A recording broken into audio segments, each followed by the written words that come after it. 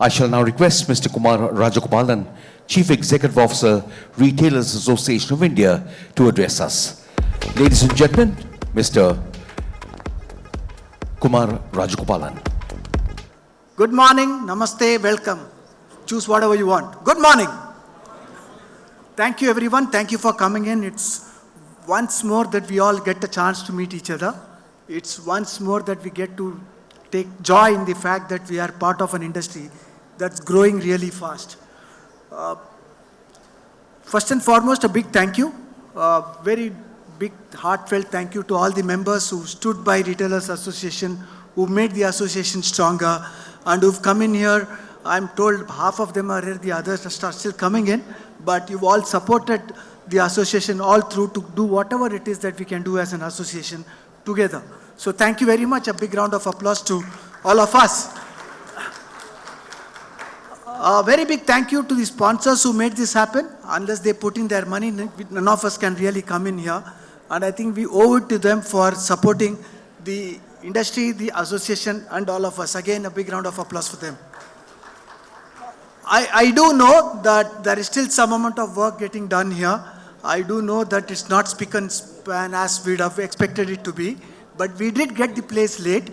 But although getting it at 11, we managed to do quite a bit in this place. And many of you who've been in retail know that irrespective of whatever the circumstances, we get our store opened at the right time. So thank you for that support. If you love it, clap. If you don't, boo me. Thanks, Biju, for that great introduction to what's happening all around us. I think many of you contributed to the amount of knowledge that comes through to us. And what you feed in as data every month is what is enabling us to know where we as an industry are heading towards. And therefore, it's a beautiful way for me to say that keep doing this, and we should know what's happening to the industry overall. You may agree with parts of it, you may not agree with parts of it, but that is what it is. All of you are contributing to that data, and it's telling us where we are headed as an industry. So this is 2 days. Biju's already told, it's 2 days of insights. Many of them are going to come and make presentations to you. When they make presentations, we have tried to make sure that there is some changes. There will be QR codes available when they make a presentation, other than, of course, the one that I'm making. Hopefully, you should be able to download it and see it even as they present, so that you can, A, understand it as they present, and B, then refer to it later, because sometimes what you see here is not the end of it. You want to refer it back and know what's happening. So we've tried making some changes there, and I hope it's going to be useful. It's also the 2 days of networking. Make sure that you shake as many hands as you can, and ensure that you've got lots more connections than what you came in with. And of course, there's a whole lot of inspiration that's going to happen today and tomorrow. If you do not allow your voiceovers to happen when you sit here, I think you're going to go back feeling very, very inspired. As far as the economy is doing, how many of you believe that the Indian economy is doing very well as compared to most economies in the world? Raise your hands. Okay, that's 100% consensus. Thank you so much, which means it's worth being in this retail industry anyway.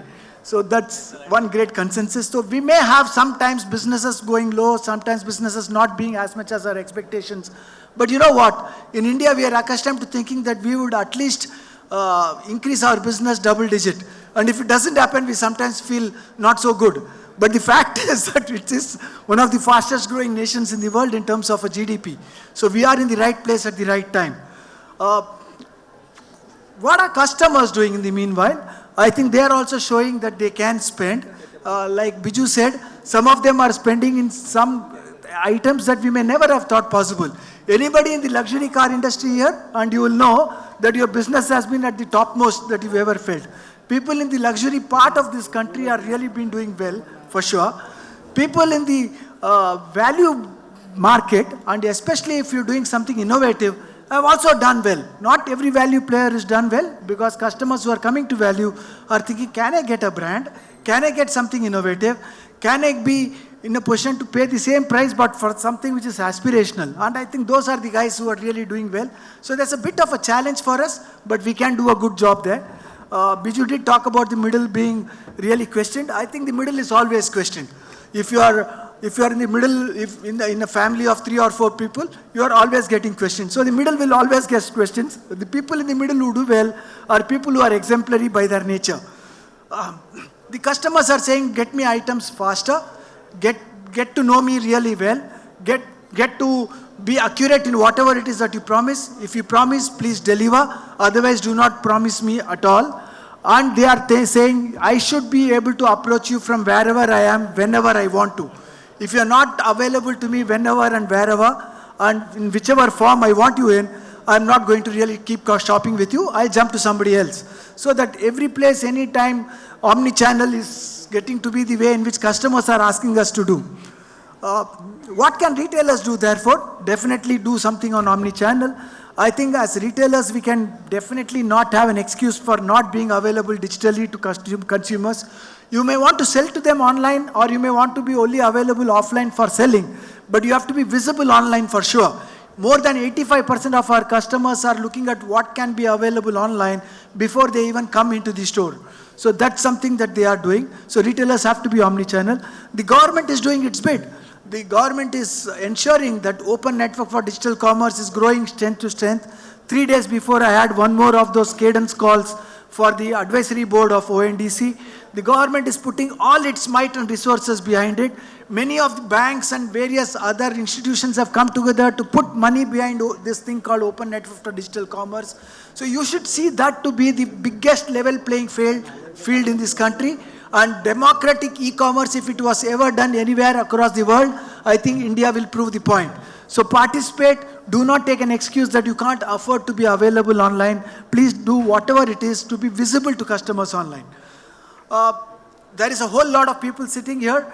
A few handshakes should result into collaborations. A few of them should result into us doing better, because collaboration is the way to do things. If you look at RAI and the various support partners, we've grown because of collaborations.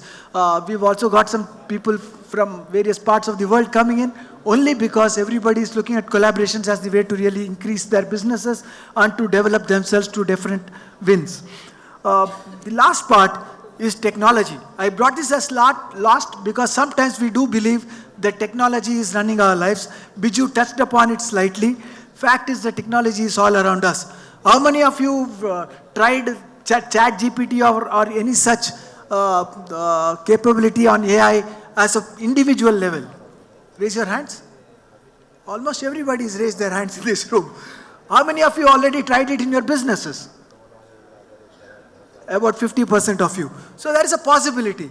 The possibility is that it's already touched us. I mean, if you've done things on Google, if you've tried going to any place in your normal travel routine, you are seeing that all kinds of innovative, intelligent things are coming and popping up to you, because you are already using in some form or the other the ability of AI. Sometimes some of the call centers that you are using fantastic AI. The last ReTechCon, when I spoke to 7 of our retailers on stage from the IT sector, they all said that, listen, I mean, from the retailers who are from the IT departments, they all said that they have used AI first for customer experience. So there is AI being used by many of the retailers. The fact is that everybody is going to use it. Some of our presentations today may also be AI generated. So you're going to find it fun. It's about how you want to use it, when you want to use it, and really enjoy the benefits of AI as it's coming to us. Areas for value creation for all of us: create definitely relevance in our merchandise, create superior customer proposition for sure, accelerate growth. I'm making this fast because it's there with most of you in some form or the other, and the seamless personal experience is going to become prime for us to survive whichever way it is, whether we are offline or online or whatever kind of retail that we are in. Fact is that we have to sit in here telling to ourselves that none of us know everything, because there are lots of programs, lots of presentations happening. If we come in and sit here telling I know everything, I think we should get up and get out of this room. Otherwise, let's sit here. If it's time worth spending, spend it well. If it's worth doing, do it well. So take your time, spend time, ensure that we are able to enjoy ourselves, and then learn new things. Even if we go out of this place learning some 4 things, I think we've really spent our time well. So thank you with that thought, and namaskar once again to all of you. I hope you're going to enjoy yourself.